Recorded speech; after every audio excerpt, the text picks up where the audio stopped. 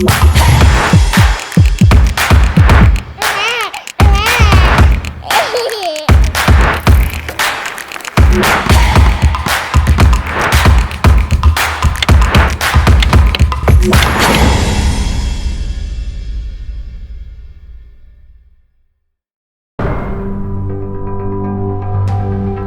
emision mundësohet nga ISP Broadcast.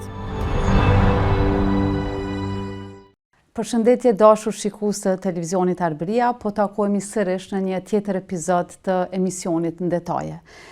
Po shpresoj fillimisht që keni kaluar një ditë mbar, edhe po e fillojmë temën për të cilën fakt do të flasim sot.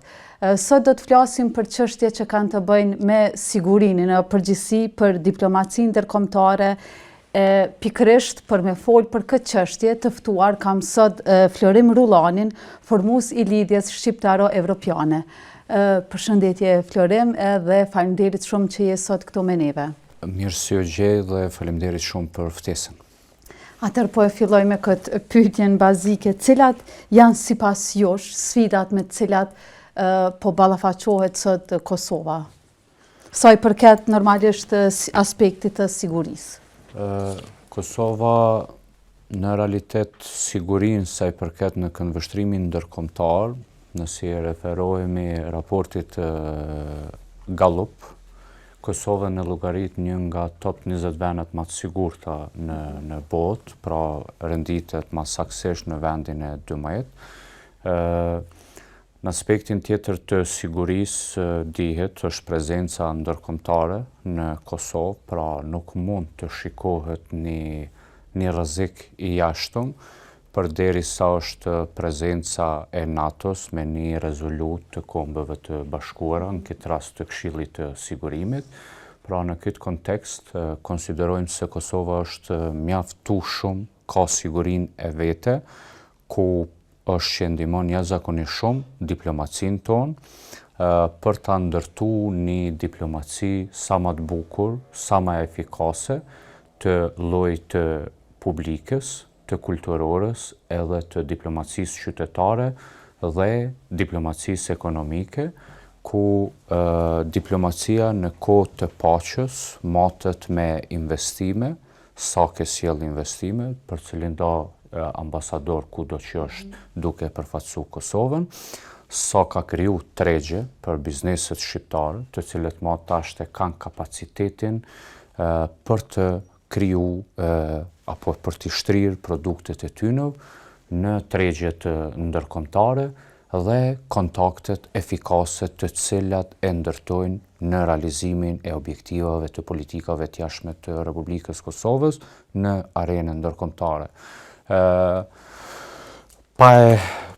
Pa e përmend fuqinë e kombit shqiptar, fuqinë e shqiptarëve kudo prezent nëpër botë, të cilën në realitet ne vetëm e prekum, nëse shikojmë shqiptarët në Amerikë, në Britani, në Turqi, shqiptarët në Gjermani, Zvicër, pra të e prek fuqinë e kombit tonë, ku Kosova, por jo vetëm Kosova në Ballkan, po kombi shqiptar me ndërtu një ekuilibër real të balancimit të forcave në Ballkan. Vetëm ekuilibri real do ta krijojë paqen edhe sigurinë, duke mos u sjell si një shtet inferior ndaj askujt në Ballkan. Po du më dalë pak të kjo çështja e biznesve, me qenë se veç e përmende. Sa mundet me ndiku që kjo ndoshta me quajt krisja e raporteve, sidomos me Shtetet e Bashkuara të Amerikës, me qenë se kemi pasur kritikat shumëta gjatë kësaj kohe? Po, në realitet, Kosova duhet të shet dy investime që mund vinë nga jashtë Kosovës, këtë rast. Na duhet të shohim as pari investimet e fuqisë së kombit tonë, të cilët janë në botë. Nuk dëmtohet raporti pavarësisht krizave politike të cilat i kanë, për shkak se dihet raporti është i ndërtuar shumë thellë. Kosova është një mik i Shteteve të Bashkuara dhe amerikanët nuk besoj që e lojnë këtë krijesë të cilën e kanë ndihmuar në ndërtimin e shtetit, në krijimin e shtetit, dhe dihet që populli i Kosovës është mbi 90% pro-amerikan, pra dhe nëse ka kriza politike, shoqëria shqiptare duhet t'i shef me qëllim për thëmë shoqëria shqiptare, sepse përfaqësohet Kosova mbi 90% shqiptar, por ne duhet të jemi shumë të kujdesshëm, të mos e pezmatojmë mikun më të mirë, jo vetëm të Kosovës, por edhe të kombit shqiptar. Mjafton me qenë vetëm jo veprus dhe vendet e vogla si Kosova, izolimi është i pashmangshëm. Po du më ndalë edhe të ky bashkëpunimi me Britaninë e Madhe. Për sa i përket fjala është për bashkëpunimin kulturor që e keni pas. Në realitet, ne kena pas në qershor të vitit 2024 aktivitet në Londër, gjithashtu drejtuesja e lidhjes shqiptaro-evropiane, e cila është prit me 14 janar të vitit 2024 në Parlamentin e Britanisë të Madhe, me projekte, domethënë me konceptet tona, për shkak se ne si lidhje shqiptaro-evropiane, me që i konsiderojmë Shtetet Bashkuara të Amerikës, Britaninë e Madhe, pastaj të tjerat, po jo dikush para këtyre. Do të thotë në Britani të Madhe, drejtuesja jonë është shpërbly si personaliteti vitit në vitin 2023, pra u shpall personaliteti vitit, dhe këtu janë për neve interesa jo vetëm për Kosovën, por edhe për kombin ton, që këtu marrëdhëniet i kemi sa më të thellume, sa më të zhvillume, për shkak se janë dy vendet të cilat në kohën më të vështirë, kombit shqiptar ju kanë dalë në ndihmë, po flasëm për viteve të 90 dhe deri tash, pra janë dy vendet të cilat kanë shty mas pari bombardimin e Serbisë dhe çdo përkraje Kosova e ka pas nga këto dy vende. Pra për neve është interes shumë i madh, edhe miqësor, por edhe interes kombëtar, që në këto dy shtete ti kemi marrëdhënie të jashtëzakonisht të zhvilluara dhe duke njohur kulturat e njëri tjetrit dhe duke njohur qytetarët apo shtetasit, qoftë britanik, qoftë amerikan, sa më mirë njëri tjetrin. Apo mendoni që ka Kosova një strategji të mirëfillt për sa i përket sigurisë kombëtare? Po përderisa s'ka rezultate, atëherë i bie që duhet ajo strategji kombëtare të rishikohet. Përderisa ne shohëm që këta kujshit tonë janë duke, kadal janë duke i afruar miqtë tonë. Dhe kjo është sepse strategjia kombëtare ndërtohet me diplomacinë, me politikën e jashtme, me personalitete kontribuese, të cilët janë të dëshmuar, të cilët kanë shërbyer në të mirën e kombit tonë. Kur them kombit tonë, kam fjalën gjithmonë për Kosovën dhe Shqipërinë, atëherë është që këta për momentin nuk janë të aktivizuar nga strategjia e sigurisë së Kosovës, dhe këtu duhet të jemi pak të lëvizshëm, që do të thotë ndërtohet një platformë vizionare se çka dojna në 5 vjet, në 10 vjet e ardhshme. Dihet investimet e mëdha, qoftë kompanive amerikane, britanike, gjermane, janë të gjitha në Serbi duke shku, dhe nuk duhet të harrojmë parimin e diplomacisë se nuk ka miq të përjetshëm dhe nuk ka armiq të përjetshëm. Nuk shkon shumë, është 80 vite ku Japonia është bombarduar me armë bërthamore nga Amerika, por sot është partneri kryesor i Shteteve të Bashkuara të Amerikës. Pra, një nga aftësitë e shtetit është të ruajë marrëdhëniet me shtete tjera, e sidomos me miqtë e vet. Po çka për shembull konkretisht si dashur me bën këtë rast diplomacia kosovare? Diplomacia kosovare duhet ta ndrojë mendsinë ku flasin rezultatet dhe jo teoritë të cilat janë të paprekshme për Kosovën. Ti mjafton me ia bë vetit një pyetje, cili ambasador në këto 4 vjet të ardhshëm ka pranuar një investim për Kosovën, apo cili ambasador ka kriju një rezultat, e ka qenë një produkt të shtetit Kosovës jashtë vendit, apo cili ambasador si rezultati punës tij e ka përmirësuar imazhin e Kosovës në vendin ku vepron. Domethënë, pa ndru ky parim i diplomacisë që është i rëndësishëm, ku motesh me rezultate. Do të thotë, një ambasador i cili nuk e ka pru asnjë investim, një ambasador i cili nuk i ka nxjerrë shpenzimet e veta, i cili paguhet nga taksat e qytetarëve, nuk e di çfarë diplomati mund të jetë apo çfarë ambasadori të jetë. Dhe kjo është ajo që duhet të ndryshohet strategjikisht duke mbledhur kombin, duke bo bashk, sepse na vetëm sa erdhëm nga Amerika dhe ti shef shoqatat shqiptare kanë deportu deri në State Departamentin Amerikan, deri te Trumpi. Po cili është roli i tyre, për shembull? Qysh na përfaqësojnë ata neve atje? Ata janë ambasador të vërtet. Pse thom ambasador të vërtet, ne kishëm një aktivitet tonë në New York dhe aktiviteti jonë, katalogu i ekspozitës e kuqja shqiptare, ku është një mesazh nga kombi shqiptar për shtetin Amerikan, për publikun Amerikan, për personalitetet Amerikane. Dhe ajo në dhjetor i mërrin dhuratë edhe Donald Trumpit nga shqiptar. Ka emër të shqiptarve të cilët janë afër Trumpit. Por mjafton vetëm diplomacia e Kosovës. Kush janë ata emra? Ja, përderisa nuk i kam publiku ata, nuk kam drejt asun, por ju keni mujt me pa kanë qenë në vizit State Departamenti Amerikan, edhe qa kanë vizitu dhe kanë e kanë vizitu. Dhe pse si kanë vizitu institucionet shqiptare? Pse vetëm të disa shqiptari në shku në takim? Po du me vazhdu të kjo çështja e sigurisë, në çfarë mënyre po menon që po ndikon që kjo situata globale, lufta në Ukrainë, lindjen e mesme, në raporte, domethënë edhe pozicionimin ndërkombëtar të Kosovës? Po pavarësisht situatave të cilat janë duke ndodhur globalisht, prap Kosova është një nga vendet më të sigurta në botë, për shkak e cila është një rezolut në Këshillin e Sigurimit, e cila është rezoluta 1244, do të thotë duhet ndodhë shumë diçka e madhe për të dukur shumë e cenueshme siguria e Kosovës. Po kjo nuk nënkupton që na nuk duhet të forcohemi në nivele të ndryshme, qoftë ekonomike, diplomatike, politike e tjera, por nuk është ky parametri të cilin duhet mos me punu, do më thonë institucionet e Kosovës, përkundrazi kjo besoj që shumë shtetet do ta donin ta kenin këtë siguri, cilën e ka Kosova për ta zhvillu, për ta forcu vendin e vetë. Do më thonë na e përmenëm që është në vendin e 12, është raport Gallup, është raport Amerikan, e cila ka rendit Kosovën në vendin e 12.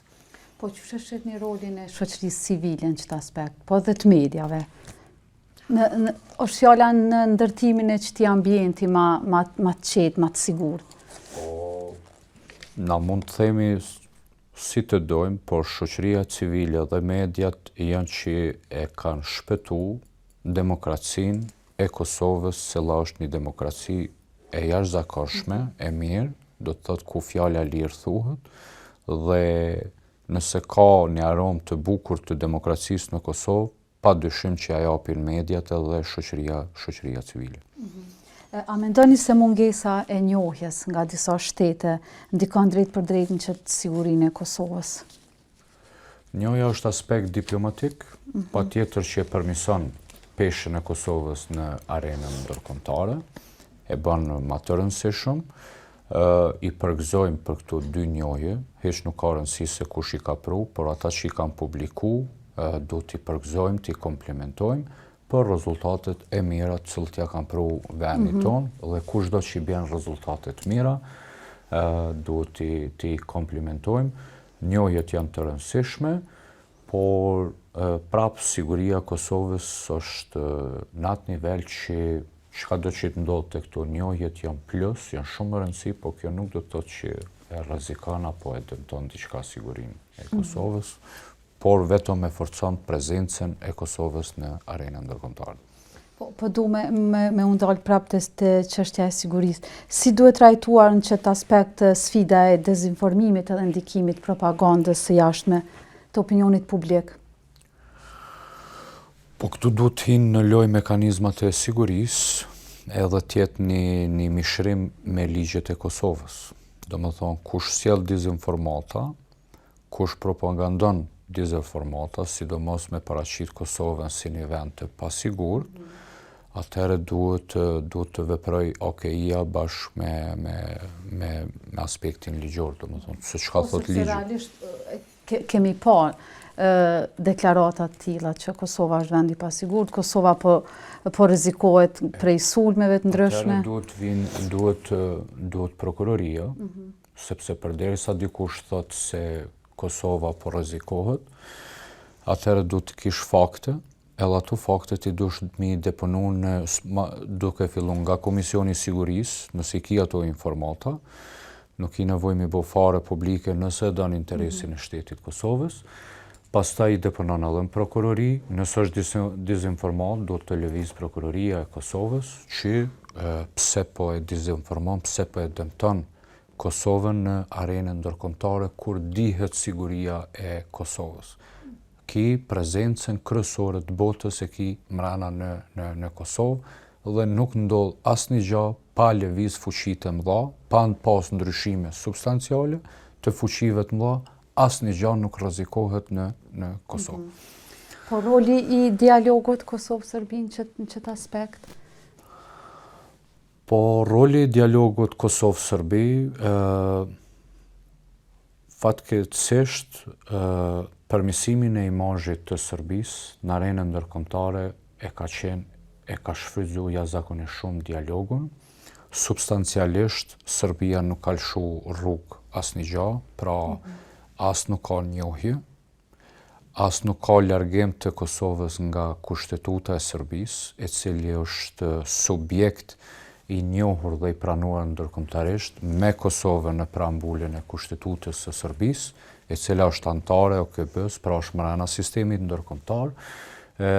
Njohje nuk ka de jure dhe përderisa është në kushtetutën e Serbisë, kjo njohja de facto është më shumë demagogji, por në realitetin e marrëdhënieve ndërkombëtare është e vështirë, e ka përditshme me thonë që Serbia e ka njohur de facto Kosovën përderisa ti je pjesë e kushtetutës së Serbisë. Në këtë kontekst konsideroj se në këtë dialog që e kemi më shumë se një dekadë, Kosova të paktën u dash ta ketë objektiv largimin e Kosovës nga kushtetuta e Serbisë. Dialogu Kosovë-Serbi për Serbinë trajtohet vetëm si çështje politike, jo çështje ligjore, për shkak të vendimit të cilin e ka në gjykatën kushtetuese të Serbisë në dhjetor të vitit 2014. Kjo është edhe arsyeja pse nuk ka hedh firmë presidenti aktual i Serbisë Vučić, pra ka respektu kushtetutën e vet, vendimin e kushtetutës vet, që dialogu Kosovë-Serbi është vetëm çështje politike dhe jo çështje ligjore, sipas vendimit të gjykatës kushtetuese të Serbisë. Atëherë për fond po duhet të pyet çysh po e sheqet gjendjen aktuale me kuvend, duke qenë se edhe sot domethënë prap dështoj tentativa për konstituim të kuvendit. Kjo tregon shoqëria e Kosovës nuk e meriton një trajtim të tillë. Nuk besoj që shoqëria e Kosovës ka besu që kjo klasë politike e trajton kështu qytetarin e Kosovës.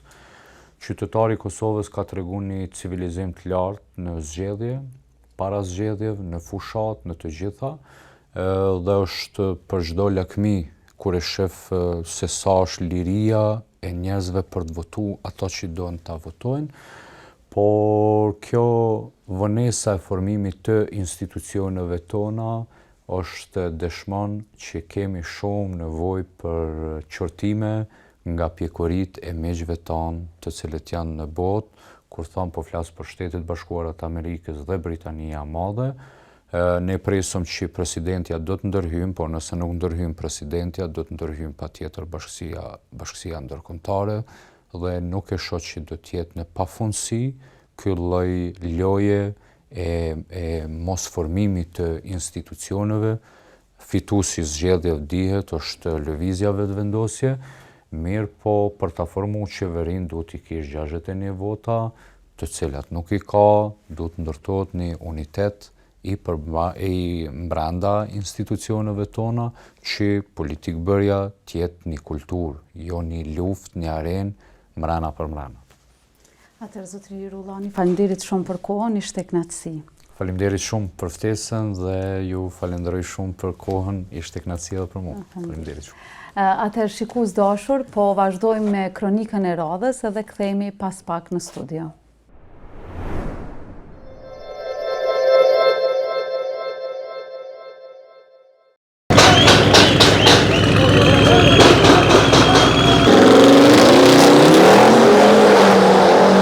Përse që një 3 vjetë morëm pjesë të gora, edhe besoj që kena me posë një sukses më të mirë se vitin e kaluar.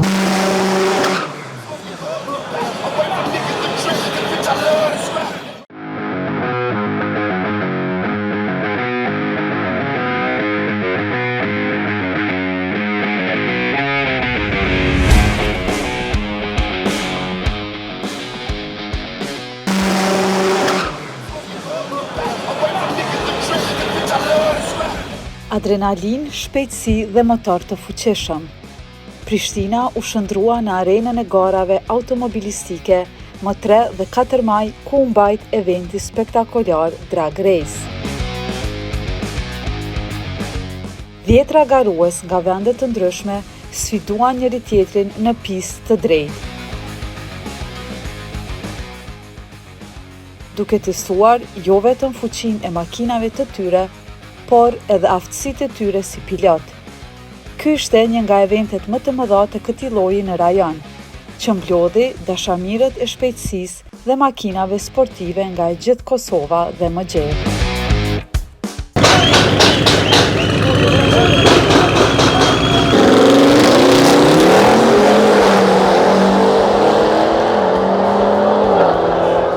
A jeni ju pjesëmarrës në këtë garë apo keni ardhur vetëm si shikues? Realisht në vllahun e kam që mirët me këtë profesion edhe ajo është që ka punu komplet motorin e kësaj kerrit. Ky kerë është për BMW 140 i me moti që kena boj ka dalë 1337 PS sakt edhe pretendojmë me bu një kohë shumë më të mirë se vitin e kaluar. Përse që një 3 vjetë morëm pjesë të gora edhe besoj që kena me posë një sukses më të mirë se vitin e kaluar.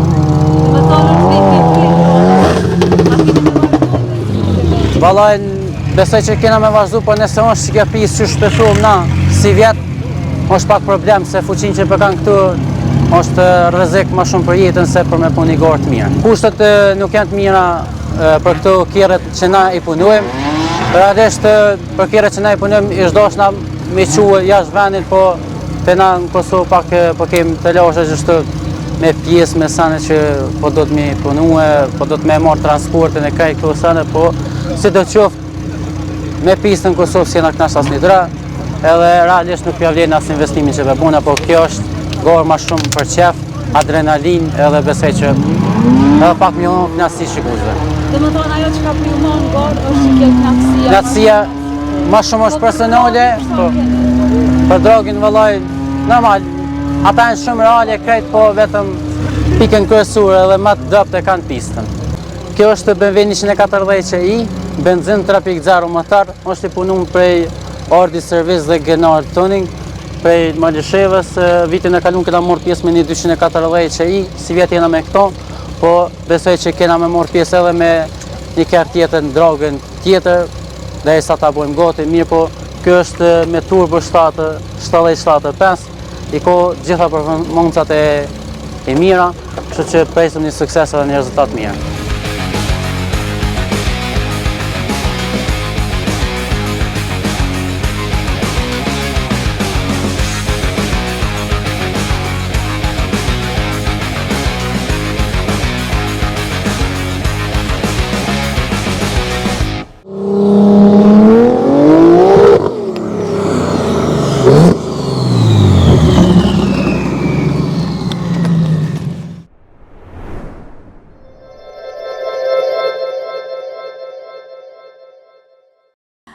Shikues dashur të televizionit Arbëria, u rikthyem përsëri në studio pasi pam kronikën e realizuar nga gazetarët tanë në teren, që kishte të bënte me disa gara automobilistike, pak të ishin gara sportive, ku sipas kronikës pam që kishte shumë adhurus të këtij sporti ekstrem, ndoshta me quajt, të cilët kishin shkuar për të parë dhe për të ndjerë nga afër emocionet të cilat i dhuron ky sport. Atëherë me këtë kronik, shikues të dashur, unë po ju përshëndes duke ju uruar një ditë të këndshme dhe një natë të qetë për tu riparë sërish në emisionin e radhës. Mirëmbëjtje.